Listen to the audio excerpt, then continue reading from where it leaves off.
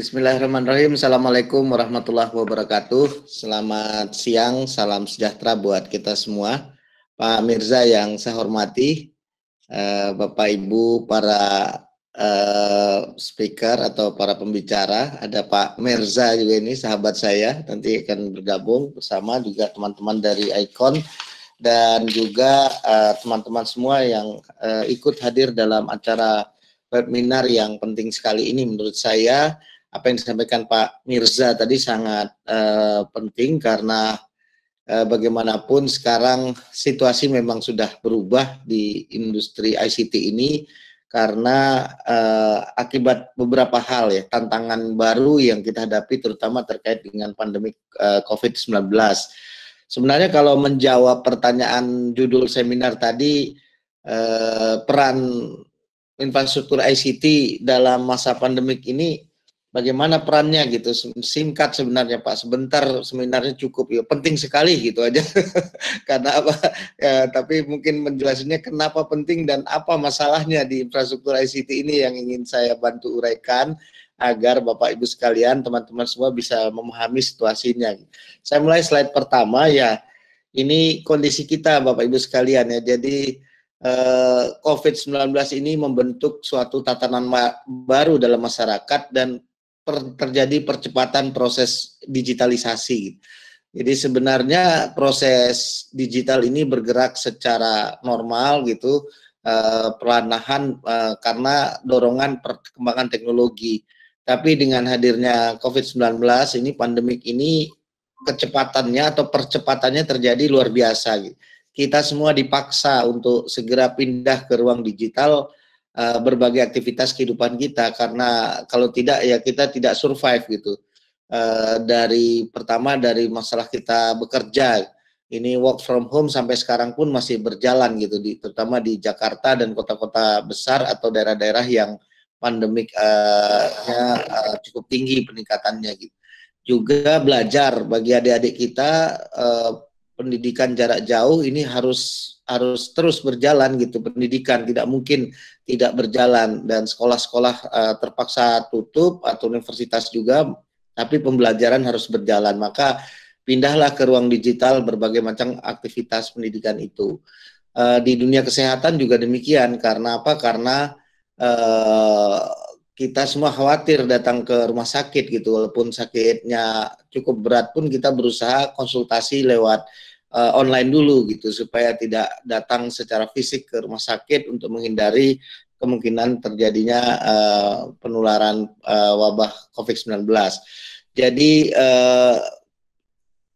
semua aktivitas ini terpaksa kita percepat perubahannya, pindah ke ruang digital, termasuk di aktivitas ekonomi seperti disampaikan Pak Mirza tadi, bagaimana kita belanja, bagaimana kita membayar, bagaimana proses pengantaran dan sebagainya. Ini ekonomi yang konvensional ini tampaknya sudah menjadi terjadi perubahan yang cukup signifikan yang kita sebut dengan ekonomi digital.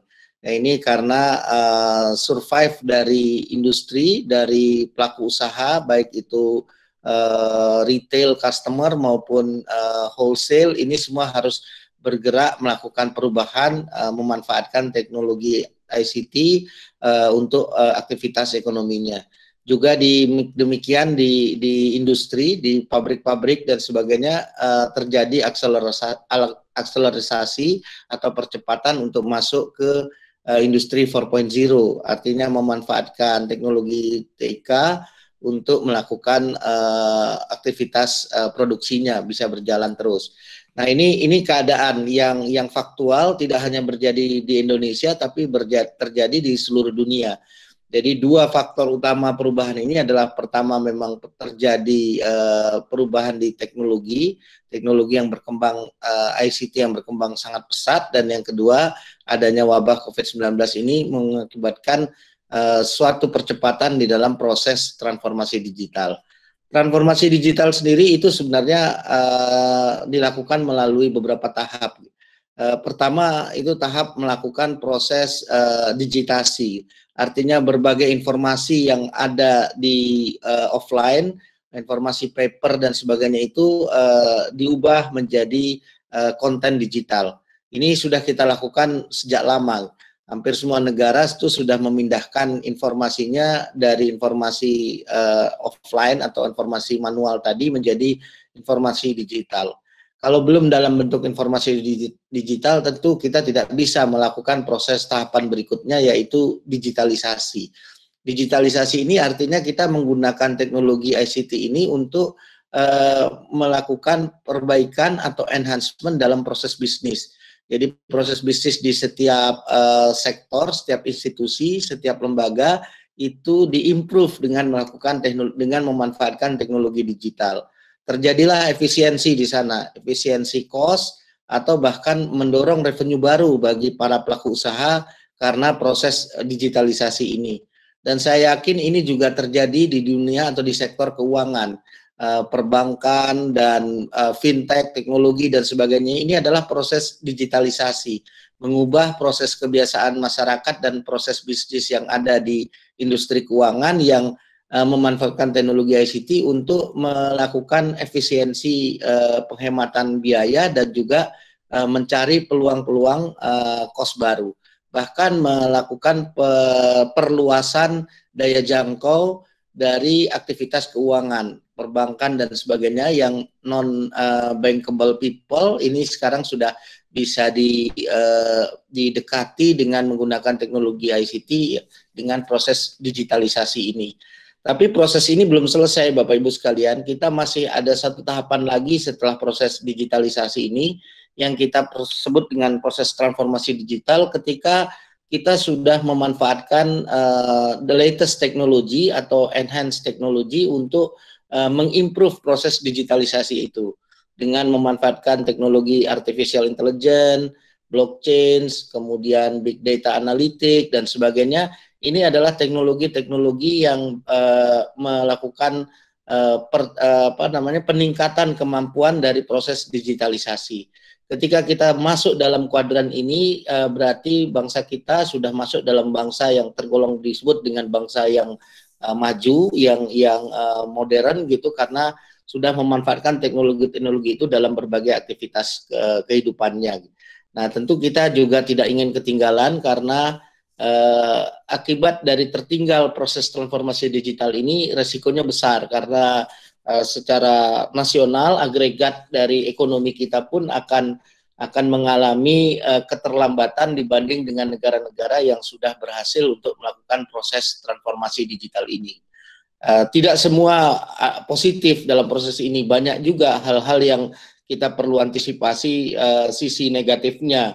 Nanti saya akan ceritalah bagian-bagian dark side dari proses transformasi digital ini.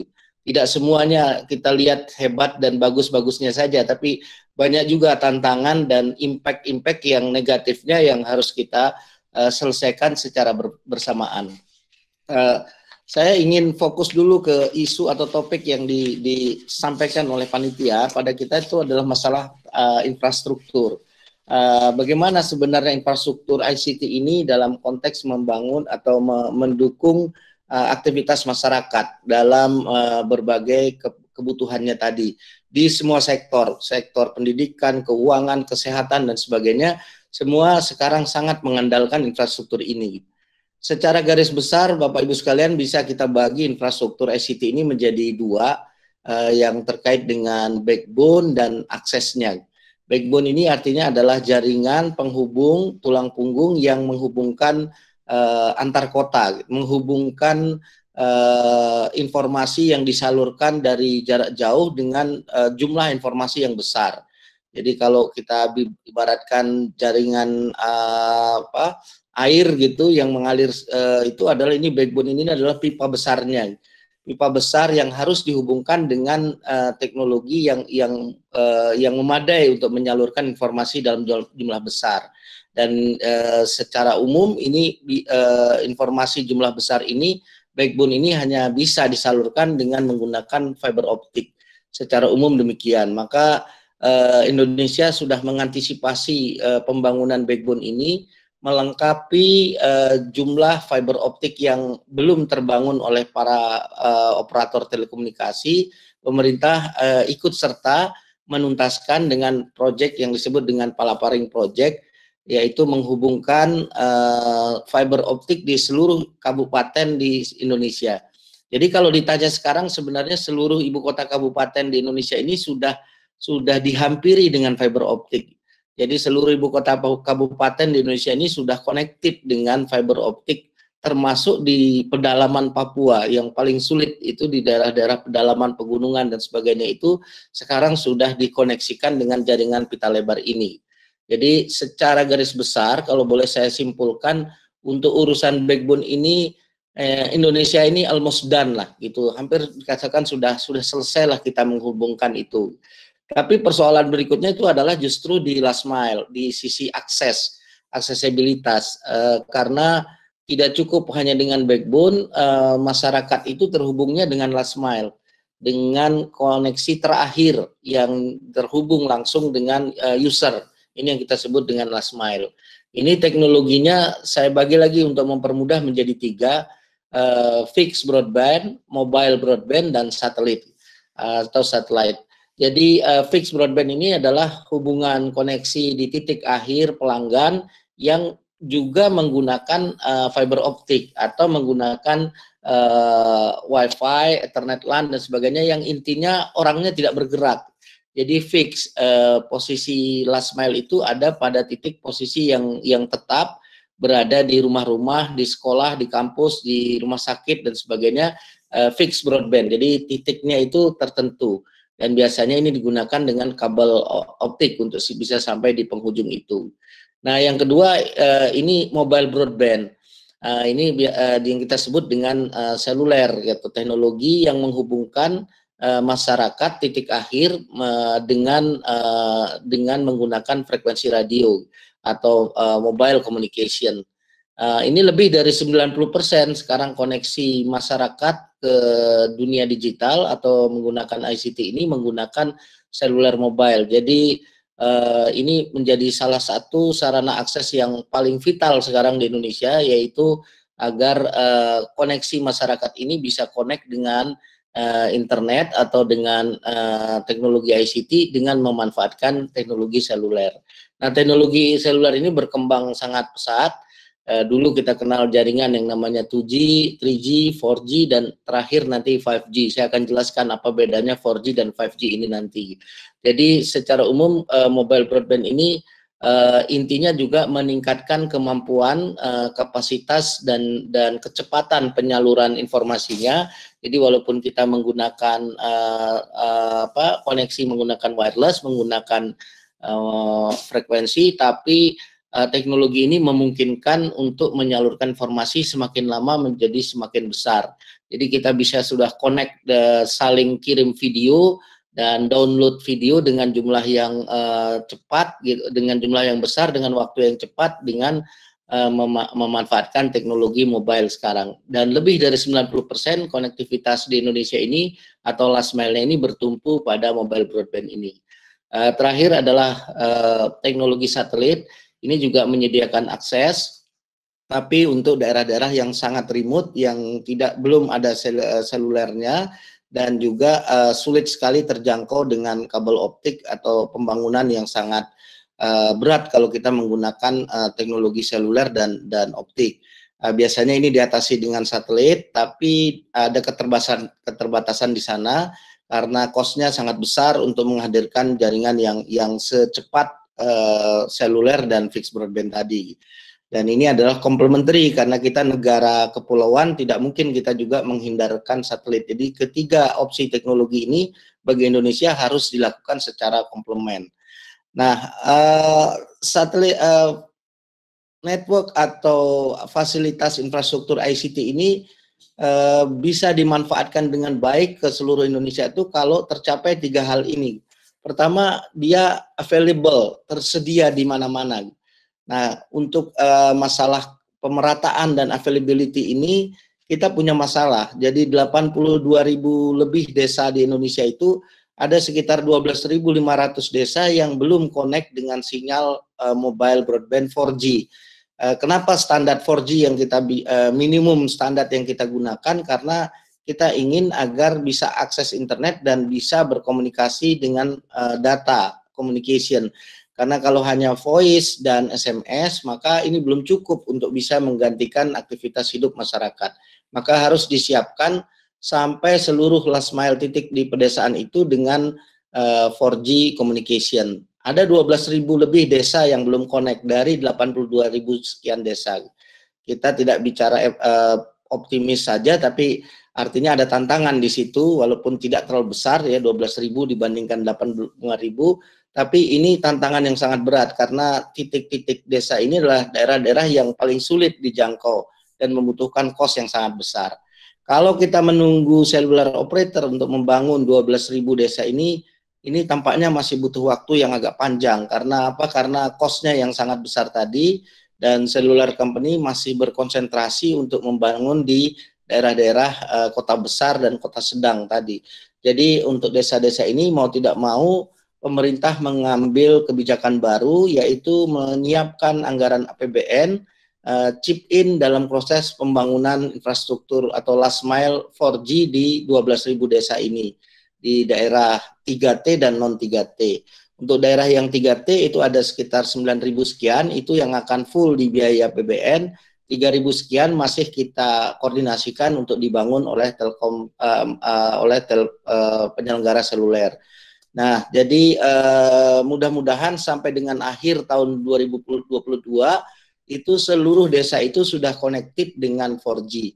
Jadi kalau dijawab kenapa nggak bisa sekarang, ya nggak bisa karena memang butuh waktu melakukan pembangunan sampai di titik-titik last mile di desa-desa itu. Delivery-nya juga suatu tantangan yang tersendiri untuk mengangkut barang-barang. Belum lagi handicap-handicap yang terkait dengan masalah kelistrikan dan sebagainya di desa-desa yang belum tersedia listriknya. Jadi kita secara realistis merencanakan menuntaskan itu sampai dengan akhir tahun 2022.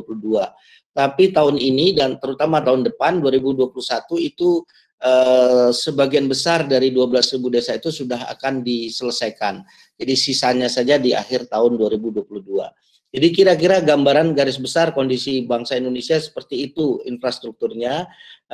Kalau kita bicara kota besar tentu sudah hampir dikatakan tidak banyak masalah lagi karena semua kota besar ini sudah dilayani, bahkan sudah banyak sekali pilihan kompetisi yang terjadi di sana. Tidak cukup hanya ketersediaan merata, tapi masyarakat kita juga tetap menuntut affordable, terjangkau dengan kemampuan ekonominya. Kalau ada tapi mahal sekali, ya masyarakat juga nggak akan mampu untuk memanfaatkan teknologi ICT ini. Jadi saya tidak bisa menggunakan terminologi mahal dan murah, karena mahal dan murah itu relatif, tapi lebih tepat kalau kita menggunakan teknologi affordable, artinya disesuaikan dengan tingkat pendapatan masyarakat. Nah, dari itulah Indonesia ini berada pada titik yang sebenarnya biaya untuk koneksi seluler operator itu di Indonesia itu sudah termasuk murah kalau kita jajarkan dengan negara-negara yang maju. Tapi kita harus bandingkan dengan pendapatan masyarakat, maka murah di Indonesia itu belum tentu affordable, masih harus kita bandingkan dengan pendapatan masyarakat. Dan yang ketiga, ternyata nggak cukup murah dan merata, juga perlu kualitasnya gitu, dan terus-menerus ini meningkat. Karena apa? Karena ada tuntutan lifestyle baru. Kita nggak cukup cuman video yang singkat, maunya juga nonton film, mau segala macam aktivitas yang menggunakan informasi yang sangat besar, dan aplikasi-aplikasinya yang dibangun sekarang ini juga menuntut kualitas yang sangat baik. Kualitas ini artinya download speed internet, uploadnya, dan ya berbagai macam kegunaan. Jadi ini harus diselesaikan serentak, tersedia kualitas bagus dengan harga yang affordable. Ini tiga-tiganya harus bisa diselesaikan agar bangsa kita ini bisa memindahkan aktivitasnya ke ruang digital tadi. Ada beberapa handicap selama ini yang terkait dengan masalah aturan yang membuat tiga hal tadi itu jadi agak sulit tercapai gitu. Oleh karena itu kita selesaikan beberapa handicap utama tadi dengan dimasukkannya beberapa terobosan peraturan baru yang dituangkan di dalam Undang-Undang Cipta Kerja yang sekarang baru ramai dipersoalkan oleh masyarakat. Tapi saya hanya fokus pada sektor telekomunikasi saja. Sektor telekomunikasi yang dimasukkan di dalam Undang-Undang Cipta Kerja ini diharapkan bisa memberikan ruang kepada cellular operator dan operator telekomunikasi untuk menuntaskan untuk bisa mencapai tadi affordable, tersedia, affordable dan berkualitas. Pertama adalah mendukung pembangunan baik itu pemerintah pusat dan pemerintah daerah dalam usaha menyediakan fasilitas bagi operator telekomunikasi, terutama di daerah-daerah agar tidak terjadi perbedaan cara pandang antara pemerintah daerah ketika infrastruktur ini dibangun. Infrastruktur ini bisa dibagi dua, infrastruktur aktif dan infrastruktur pasif. Infrastruktur di daerah ini biasanya terkait dengan infrastruktur pasif seperti menara, kemudian ducting dan sebagainya. Ini adalah infrastruktur dasar yang diperlukan oleh telco operators untuk bisa memberikan layanan di sana. Nah, di Undang-Undang Cipta Kerja ini kalimatnya sudah jelas, pasalnya sudah jelas, pemerintah pusat dan pemerintah daerah itu berada pada posisi yang sama untuk mendukung memudahkan pembangunan infrastruktur itu agar perizinannya tidak berbelit-belit dan juga tidak lagi ada hambatan-hambatan yang membuat peraturan-peraturan daerah satu dan daerah lain berbeda-beda dengan cara pandang pembangunan infrastruktur ini. Jadi kita langsung jam ke yang nomor 5 itu ada one day service. Jadi perizinan-perizinan di sektor telekomunikasi ini akan dilayani dengan secara daring, secara online dengan prinsip same day service. Jadi semua dilakukan secara cepat. Yang kedua, passive infrastruktur sharing. Jadi ada kewajiban dari pelaku usaha yang sudah memiliki passive infrastruktur itu harus menyediakan kapasitasnya untuk digunakan secara bersama-sama. Tidak cukup di passive infrastruktur, kita juga memperbaiki aktif infrastruktur dan spektrum sharing service. Nah, ini mungkin terlalu detail kalau saya cerita tentang teknisnya, tapi intinya ini adalah efisiensi. Agar agar infrastruktur yang hadir ini tidak selalu dibangun sendiri-sendiri oleh setiap operator, tapi dalam kondisi tertentu bisa dilakukan secara sharing agar lebih cepat hadirnya di masyarakat dan terjadi kompetisi yang sehat. Kita nggak ingin juga hanya satu-satunya di satu daerah tertentu hanya satu operator, maka peluang terjadinya perilaku monopolistik akan terjadi. Karena tidak terjadi persaingan di sana, kualitas bisa menurun, bahkan mungkin tarif bisa premium kalau hanya satu operator di satu daerah tertentu. Maka kita mendorong proses sharing ini gitu, baik untuk aktif infrastruktur maupun spektrum frekuensi. Jadi kira-kira beginilah Bapak Ibu sekalian di kondisi infrastruktur ini, harapan kami dengan perbaikan-perbaikan regulasi dan kebijakan ini dan berbagai kemudahan yang akan disiapkan oleh pemerintah, baik pemerintah pusat dan pemerintah daerah, pembangunan infrastruktur ini bisa berjalan dengan cepat. Secara umum demikian, kalau kita mau lanjut dan masih ada waktunya, ya kita mau pindah teknologi kita yang mobile broadband ini nggak lagi di 4G, tapi kita mau menuju ke 5G. Kenapa demikian? Karena 5G ini adalah sebuah evolusi teknologi yang tidak tergantikan, tidak bisa dihindari, sebuah keniscayaan. Jadi trennya menunjukkan dalam waktu tahun 2025 nanti itu 4G sudah akan melandai dan 5G ini berada pada posisi yang akan mulai masuk ke era eksponensialnya. Jadi secara alamiah nanti seluruh operator akan berjuang untuk bisa menyiapkan kapasitasnya atau pelayanannya dengan kapasitas besar dengan 5G ini. Nah, kondisi di existing menjadi pertanyaan, 5G ini nggak cukup hanya kita berpikir infrastruktur, tapi ada perlu pemanfaatan. Bisa lanjut. Ini yang saya ingin beri penekanan mungkin buat Pak Mirza dan teman-teman di dunia perbankan, karena 5G ini menyiapkan ruang untuk enhancement pemanfaatan di industri perbankan juga.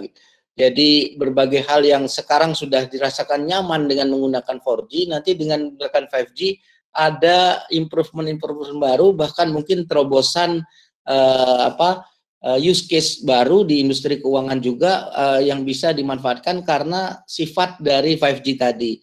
sifat 5G ini adalah low latency, jadi latensinya atau delay time-nya sangat rendah, maka almost tidak ada jarak dan kita bisa hadir secara virtual tuh lebih nyata gitu. Jadi berbagai aktivitas perbankan, teller dan sebagainya yang biasanya harus dilakukan secara fisik dan butuh keyakinan, nanti dengan 5G itu hologram pun bisa kita hadirkan gitu.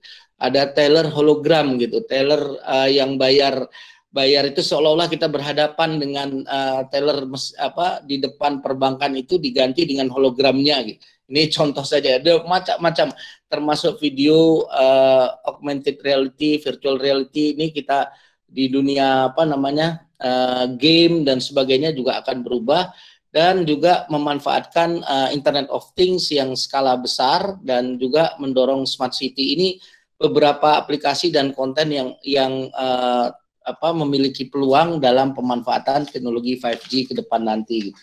Tapi banyak tantangan Bapak Ibu sekalian untuk menyelesaikan 5G ini, terutama adalah masalah infrastrukturnya gitu. Kita ingin agar fiber optik di sisi backhaul, tidak hanya di backbone, tapi semua lini infrastruktur ini di sisi supply harus diperbaiki oleh telco operator. Kita nggak mau cuma dapat simbolnya aja ketika dibuka handphone kita ada simbol 5G, tapi 5G rasa 4G gitu, speednya sama-sama saja. Kita harus ini 10 kali, 20 kali lipat dari teknologi 4G itu. Mungkin ini yang terakhir, slide terakhir saya ingin sampaikan, ini beberapa implementasi 5G termasuk Internet of Things yang ada di dunia perbankan, itu digital record kapasitas produksi, ini digunakan untuk melihat performa perusahaan, UMKM, dan pengambilan keputusan dalam pemberian pinjaman. Jadi kalau kredit skor kita kemarin hanya pada posisi kredit scoring itu lebih pasif gitu, nanti di dunia 5G ini kita bisa interaktif untuk melakukan pengambilan keputusan di dalam di dunia perbankan. Juga muncul produk-produk perbankan baru yang lebih inovatif karena dari IoT dan mobile phone yang bersifat valid ini, bank dapat menawarkan produk baru. Contohnya seperti ini Traveloka, Payloader Card, BRI yang sudah diluncurkan. Ini belum 5G, ini baru awal pra gitu yang dimanfaatkan. Digital experience yang baru untuk nasabah karena melalui pemanfaatan virtual hologram, nasabah bisa bertemu dengan customer service officer jarak jauh, dan ini cocok mungkin dengan kondisi COVID-19 yang mensyaratkan kita untuk tidak tatap muka dan tidak bertemu langsung. Mobile brand sudah jelas, jadi bank-bank ini ya sebaiknya ngerem untuk bangun pembangunan fisiknya, karena kantor bisa tergantikan dengan baik dengan hadirnya koneksi 5G. Ini beberapa ide saja Bapak Ibu sekalian, mungkin masih banyak lagi ide-ide use case yang bisa kita enhance ketika 5G ini sudah hadir. Tapi jangan berkecil hati, di 4G ini pun sebenarnya enhancement-nya juga sudah berjalan dengan baik sekarang untuk pemanfaatan di dunia keuangan dan perbankan. Saya kira cukup paparan dari saya, mohon maaf apabila terlalu panjang lebar. Terima kasih atas perhatiannya. Bila taufiq wal hidayah. Assalamualaikum warahmatullahi wabarakatuh.